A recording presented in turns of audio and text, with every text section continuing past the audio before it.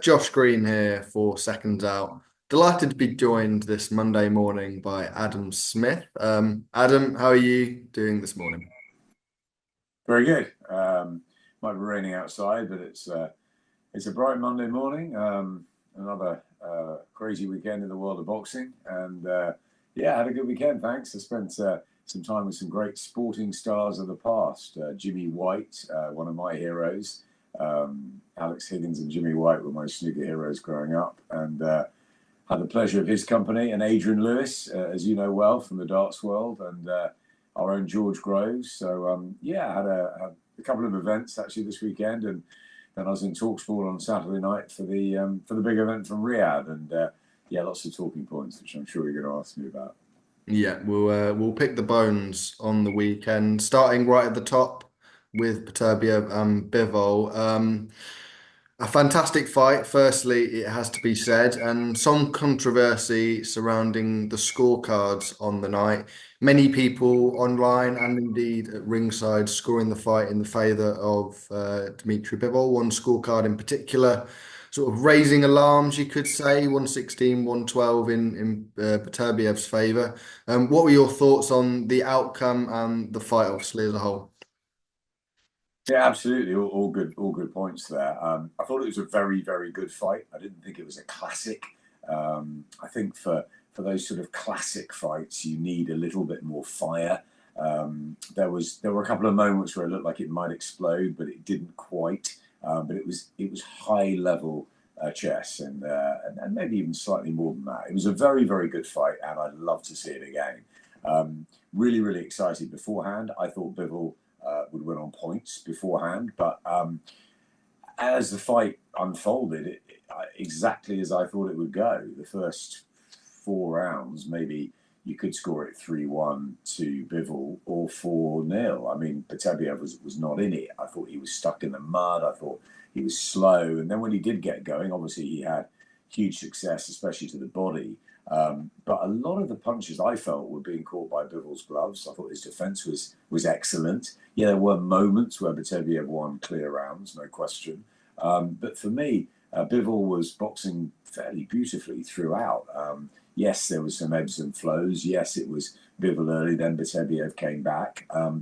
Bivol right at the end, Beterbiev, sorry, right at the end. So yeah, Bivol, Beterbiev, bit of that.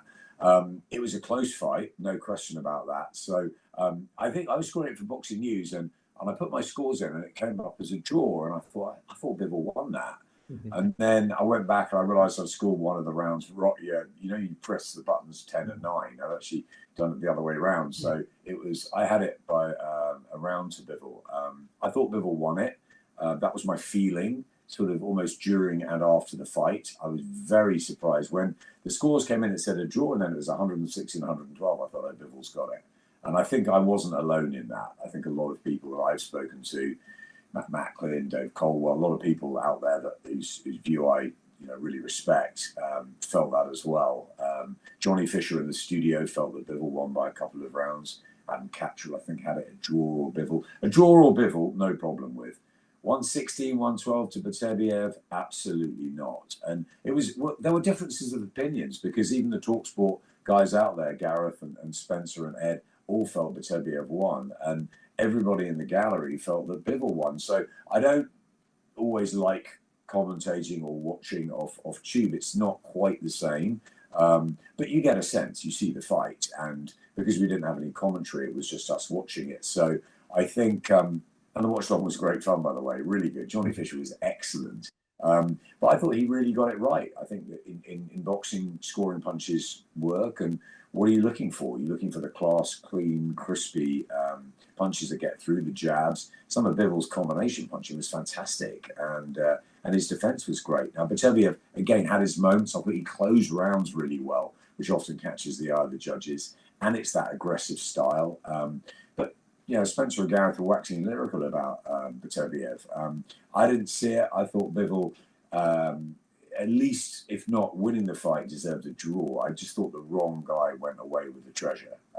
Not by much. It wasn't a robbery. It was a very, very close and hard-fought fight.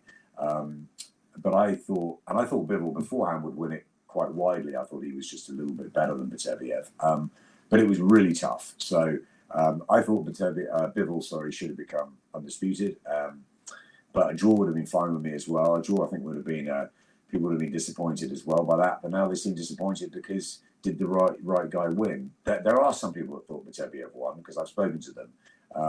And of course, Eddie's saying everyone at ringside, everybody, it's all the teams all thought Bivol won. I don't know, I wasn't there. The people I've spoken to had it either very close or slightly to Bivol, and that's how I saw it. Although Dave Colwell was scratching his head because he thought Bivol boxed absolutely incredibly from pretty much start to finish. And I think I had it. I don't know what his scorecard was, but fairly wide. But I agree. I thought Bivol boxed really well, but I thought Beterbiev did have his moments. So. A very good high-class chest fight. Love to see it again. I didn't want it to finish. I wanted it to be an old sort of 15-rounder. I don't know if it was their finest performances, either of them, funnily enough. I thought they probably had a little bit too much respect at times. Beterbiev was just holding back a bit. I think the second fight actually could be even better. So I hope they have a rematch. They need to. Turkey mentioned that he thought Bivol won it. So, let's get them second time round. But I did feel for Dmitry Bivol when the decision was being read out. You mentioned Eddie Hearn there. He came out in the aftermath. Obviously, emotions were high at the time, and he said that the judge that scored it 116, 112 shouldn't judge again. What are your thoughts on those comments? Yeah, it's difficult. There's been some very odd, obscure, bizarre judges' scorecards over the years, and everyone's human. Sometimes people get it wrong. Some people like the come forward aggression, as I said, and that was always seems to be the case in America. That if you fought coming forward, I remember Trinidad and De La Hoya, for example, two different styles, and the aggressor or the one that's utilising boxing skills. And look, I like both styles, but my favourite, I think, I'm a purist. I love the art of boxing. I love the Mayweathers, the Usyks, the Lomachenkos, and I think that Dmitry Bivol is an elite boxer, and I love the way he moves his feet. I think his jabs are a superb weapon. I think that he finds his punches well. His ring intelligence is good, and of course, Beterbiev was going to grind it down and back him into corners. And he's a lot cleverer than he looks, of course, and he does throw lethal punches. But it's a subjective thing. Should the judge never work again? I mean, he's a judge. It's what he does. I think that there has to be a look at all cards. There has to be more.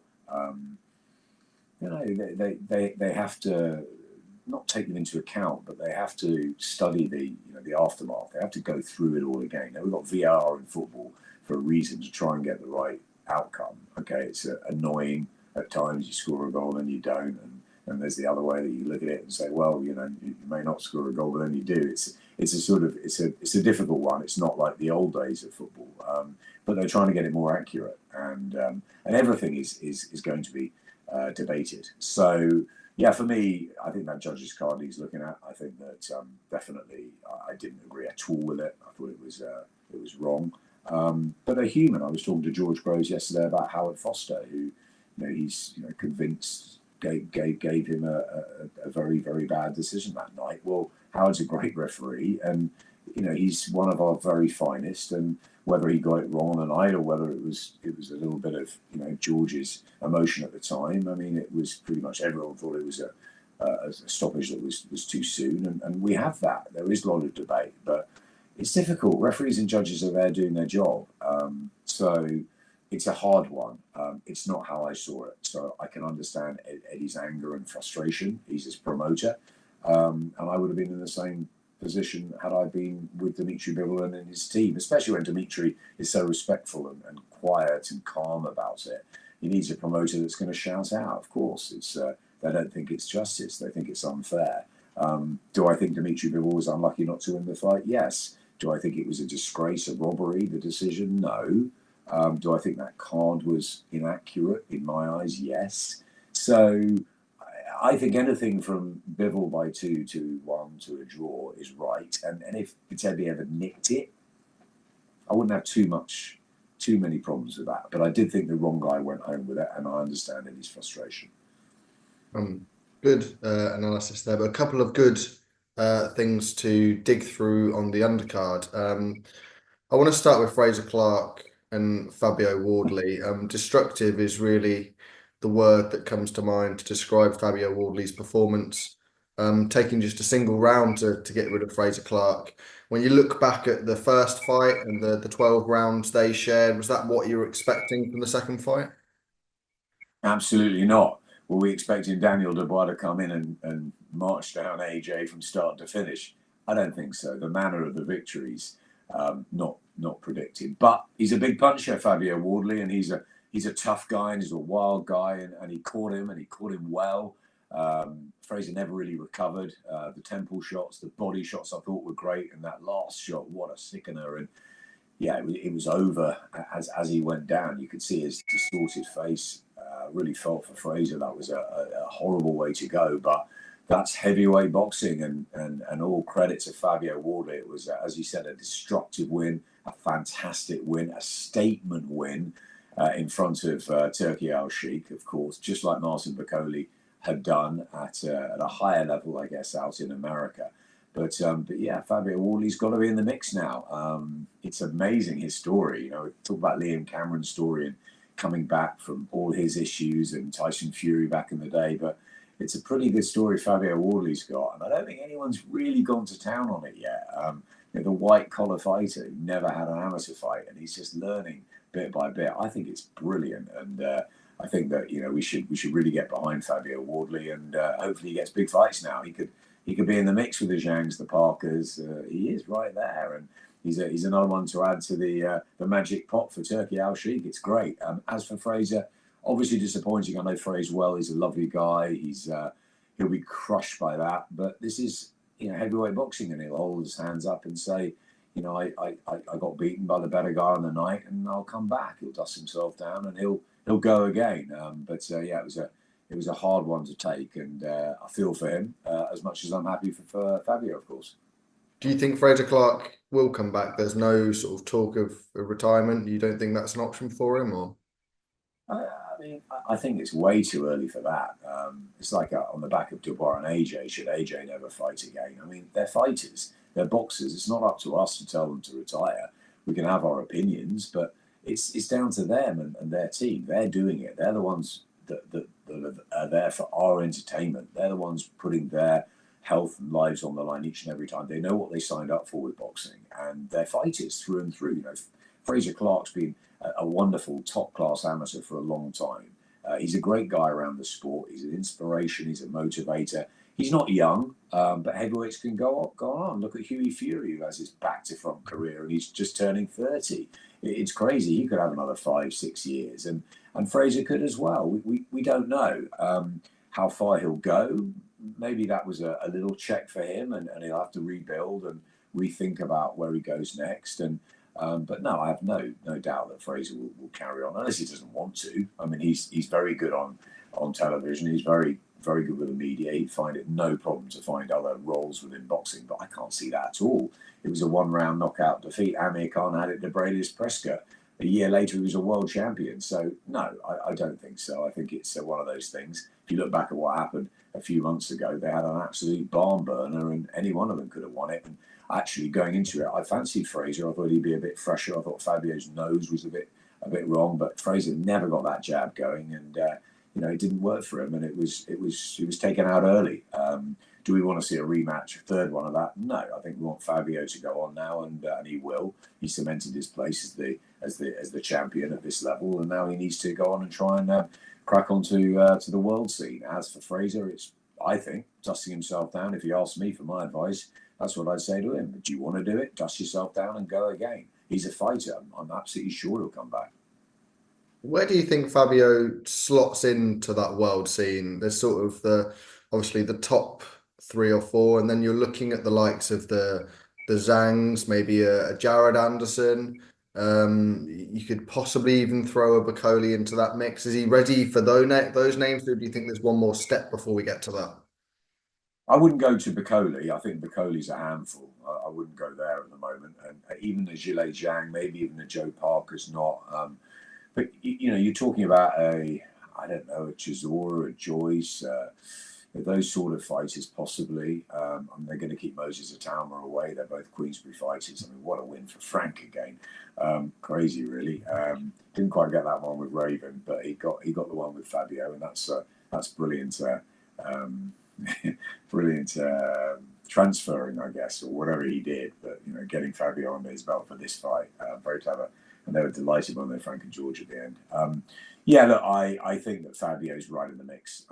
It's Turkey, isn't it? It's Turkey and Spencer and Eddie and George, and they're going to sit down and they'll work out what's best. And of course, Daniel Dubois coming back from Brazil, and you've got to think about whether he fights AJ or what he does next. And we've got the big one on December the 21st with Usyk and Fury, and as you said, just behind them, there's a whole load of them in there that they're up for the fight and up for the mix. The Bacolis, the Zhangs, the Parkers.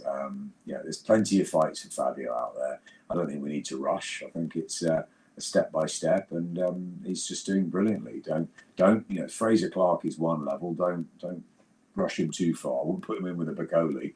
Not at the moment. He might fancy it, but I wouldn't at the moment. I think he needs 2 or 3 more fights before he's sort of knocking on that Tulu door. Ben Whittaker coming away with a draw against Liam Cameron, but in controversial circumstances. Both fighters going over the rope in the mid-round, and Whittaker sort of sustaining an injury. Well, it seems that way anyway. There's a lot of talk online how sort of real, I guess, the injury was. What did you make of that incident, and what does it mean for Ben Whittaker going forwards? Another bizarre incident in our bizarre sport, Josh. I mean, it's we've seen everything, haven't we? And to go over the top rope, sort of WWE style, wasn't particularly pleasant for either of them. And Ben obviously felt it and couldn't fight on for whatever reason, whether it was a really bad injury or whether it wasn't. That's something only he knows and his team. I think people are good and quick to get on the back of fighters. Ben has put himself in the spotlight. He is a fantastic showman. He's a wonderful talent. He talks the talk and he entertains us, and that's why he's getting these fights on the big cards, because he's got this big social media following now. He's a Marmite. I love Ben. I think he's great, and I like him most of all because he's really dedicated to the sport. He works extremely hard. He trains very well. He's wanted this for a long time, and he's obviously very talented. But there's a way also of thinking that, is he being rushed into these fights, onto these big stages as a young professional? He'll be calling for it. But I think it's really important to sort of steadily bring a fighter through. And it's difficult. I'm looking after Carl Davis, who's 8-0, and Carl spars with Ben and says how good he is, and he spars with Callum Simpson and Dan Aziz and others. But we're bringing Carl through on the very, very small horse shows, and just to learn. We don't think he's ready for those sort of platforms yet. He's a young prospect. He's 22. He's young. Ben's a little bit older. He's been obviously an Olympic silver medalist. He's a serious fighter, and you can go quicker with him. And obviously, when I was at Sky, we wanted him. We thought he was a pay-per-view star in the making, and yeah, there's no reason why he can't still be a great fighter. Just off the back of that and a bit of criticism that he seems to be getting. I don't like kicking fighters when they're down or when they've had a bad night, or certainly when they could be injured. They're getting in the ring, Josh, not us. They're putting their lives on the line. They are risking their status, their pride. I was just with George Groves this weekend. He was talking about the utter broken devastation he felt after the Froch 2 fight, where he was just so lonely and it's difficult, and you've got to be careful with what we say, I think, because yes, we can all say, oh, Ben was this and Ben was that, and blah, blah, blah. I think let's look at it in another way. It was a great night for Liam Cameron. He felt really bad at the end because he felt it was unjust and that he could have gone on and won it. He was really putting the pressure on Ben. He was coming right back into it. It was turning out to be a really good fight, I thought. Let's do it again. Liam's had an amazing comeback from his issues in life. I think he's a fantastic story.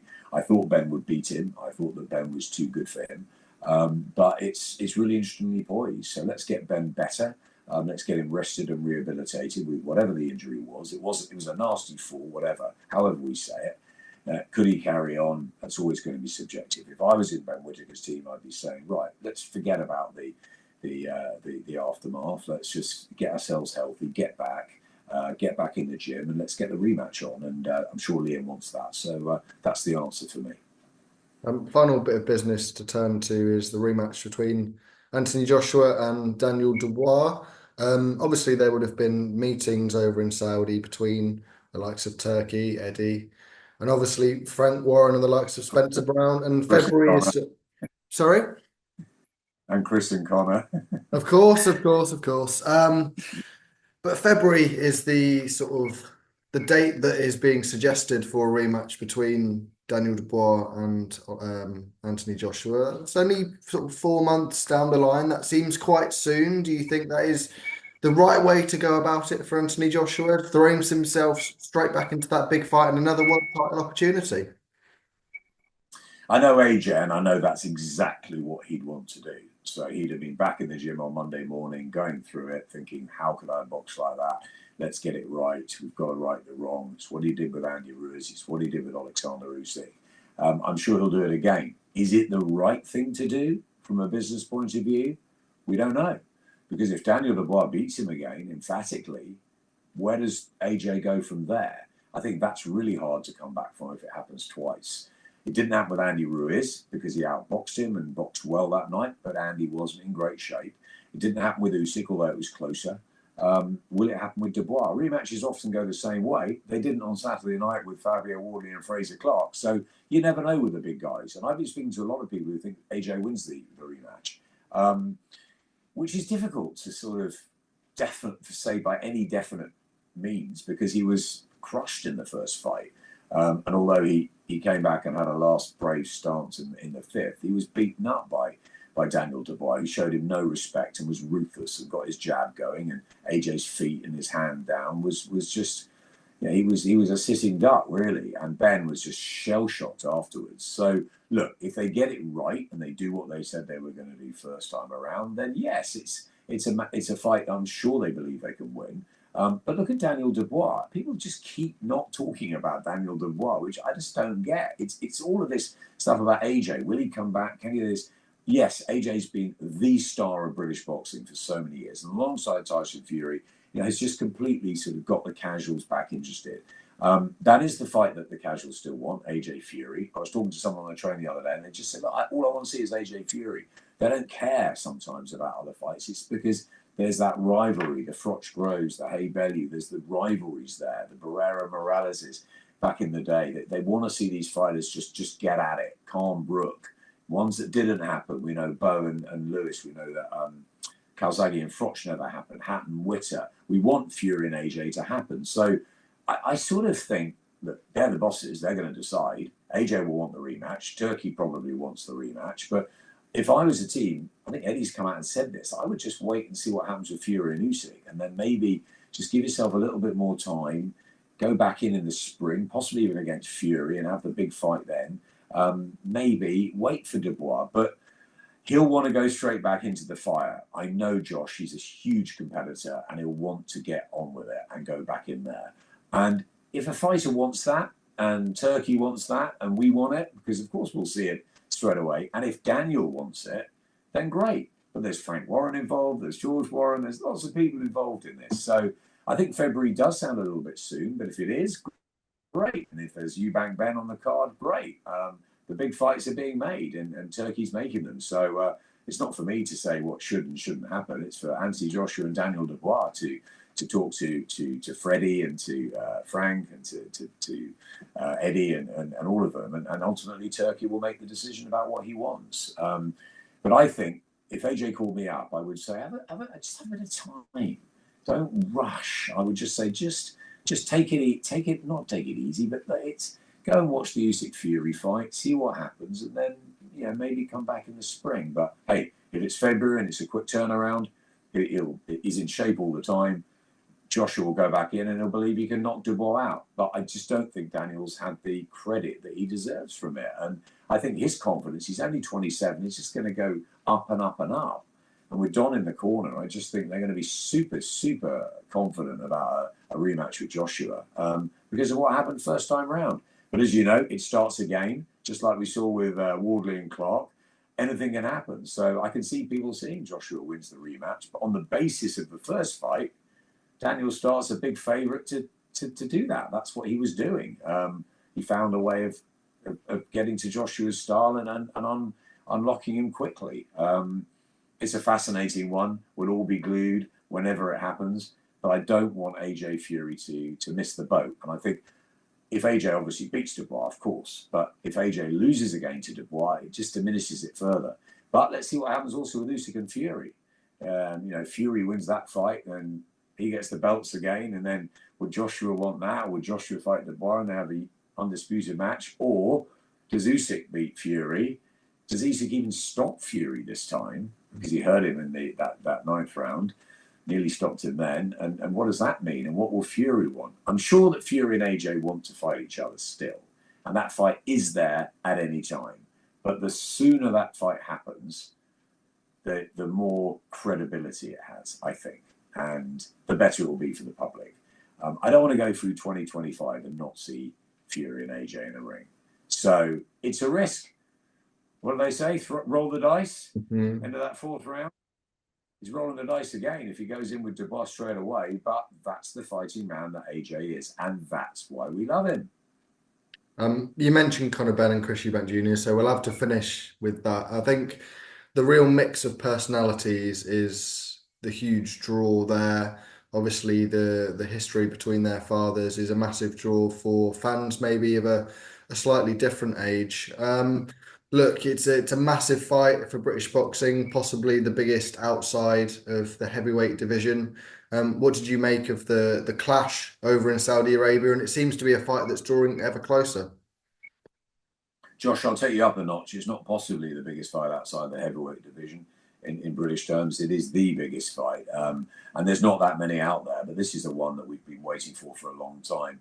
Yes, the history of their dads, but yeah, there's animosity, they're different personalities, like their dads. And I love Conor's rawness and I love Chris's show. So yeah, it's a blend that as obviously the accelerator button has been pushed.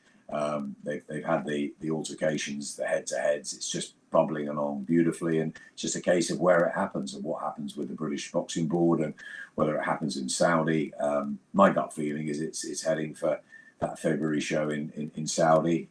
If not that, then another one. Will it be a joint with AJ Dubois? Will it be a 5v5? Will it be on its own? Who knows? But I know something. My friends are going to be tuning in to Ben Eubank, and they'll be tuning in more to Ben Eubank than they were for Bivol Beterbiev. Now, that may not be fair because Bivol Beterbiev is an elite fight.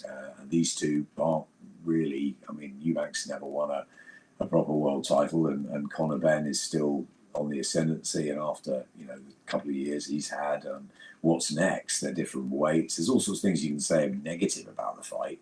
But we want to see it. And we'll all be tuning in. So it's a fight that has to happen. I was at an event yesterday and we were asking people who they thought won, and it was completely split. That's what Froch Groves is all about.